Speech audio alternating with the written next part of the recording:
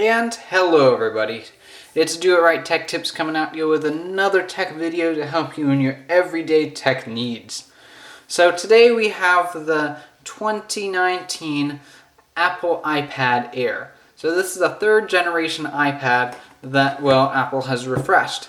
And it's a very nice iPad, especially for 2020 for people that may be wanting to look into an iPad just like this. So let's get started into the video on telling you why this is such an amazing iPad. First of all, it comes with Apple Pencil support. Now I know this isn't the pencil that a lot of people were hoping for that this would come with, but this is definitely a really good pencil because of its ability to, its ability to sense hardness, how hard you're pushing on it, its ability to understand if you're doing it on the side or if you're doing it on its point. And it's a really good pencil. Just a lot of people don't like it on the way that it charges through the lightning port on the back here. Other than that, it's a really nice pencil. I wouldn't say that this is something really to worry about, considering that it's just a pencil. If you're an artist, then go ahead and get the Pro model. But really, for everyday users that just want to have a really nice stylus, maybe you take some notes once in a while, or even every day taking notes, this is completely fine. I use this for taking notes. It's absolutely amazing. It works perfectly. I never have any issues at all. I would really recommend this. Next up, of course, we have, that's another important feature, is we have this Apple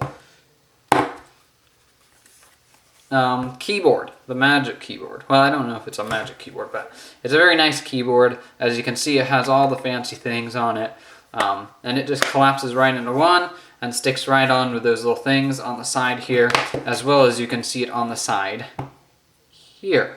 Alright, so that's really nice. That's one of the things I really like about it. That is a really nice plus. On the back, we just find a standard 8 megapixel camera. It's nothing special, but it's not bad at all. We of course have the Apple logo and the iPad signature here. There's also dual microphone ports, dual microphones, not microphone ports. One here and one up, if we can focus in, right there.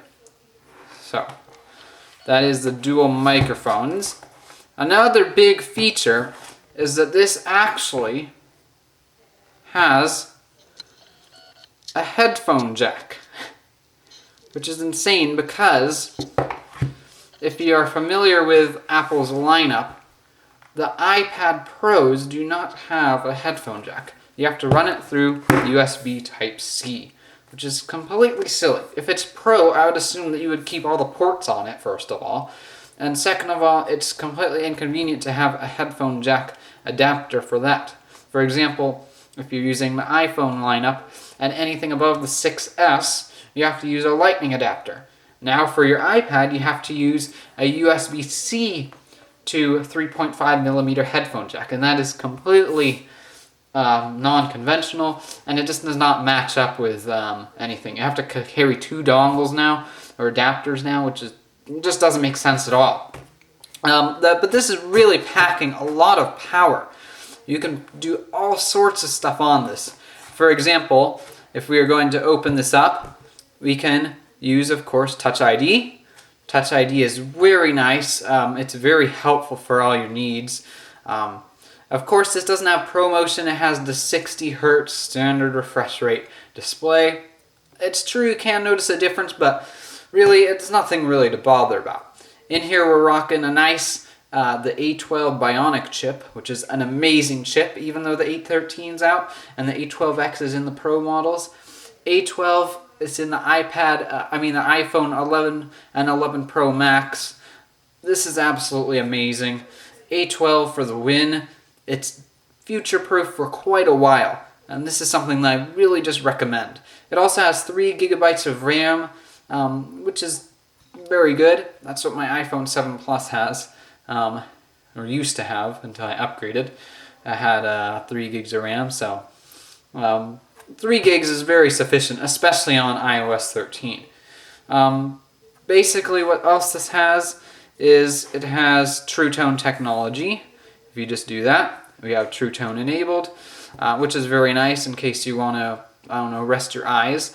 Or if you're worried about correction, you can just simply turn that off in the settings or click that. Other than that, it's really nice. It has great battery life. The brightness is very bright. It can get turned up quite a bit. But I prefer to just leave it at this because it's a little bit more battery effective and battery friendly. Now, of course, we do have the Apple Pencil, which I talked about before. This case is by Poetic. I can leave a link in the description below because it's very nice. It adds carrying option for the Apple Pencil as well as support for the lovely keyboard here that we have. That's about it. But the reason why I'm saying this is because I have the 64 gigabyte model. It's absolutely amazing. 64 gigabytes in one of these holds so much stuff. I literally have a ton of stuff downloaded on this thing. So if we went to, say, let's see here, iPad storage, iPad storage, there we go. You see, I have not used up even half of it yet. Well, close to half, but I have huge amounts of stuff on here. So, considering that there's a ton of stuff on here, there's all sorts of things that are loaded on here. Really, I have no issues with this at all. This is simply an amazing device. And nowadays, you can even pick it up off of eBay in really nice condition for about $350 to $400. That is an absolute steal. And if prices keep going down, you'll be able to get these for even cheaper. So right now is the time to buy if you're looking in the market for an iPad. This is the one to get. Even if you get it from Apple for $500, this is still a steal for what you have in here. It's a nice 10.5-inch display, although it doesn't have the new features with the liquid retina or anything. If you're simply wanting to enjoy the nice flowy features of the iPad and really get into it, this is what I recommend. I've been using it since it was released, and I absolutely enjoy it. This is a lovely machine. I highly recommend it. If you do want to go a little bit more budget, you can always go with the new iPad, which just has the simple A10 Fusion, which is still a very capable chip. If you're interested in a video on that, just let me know. I do have one around here, and I can hit that up for you guys. But other than that, that was all I have to say today. I hope to see you in the next one. Like and subscribe the video, and that's about it. Take care, y'all.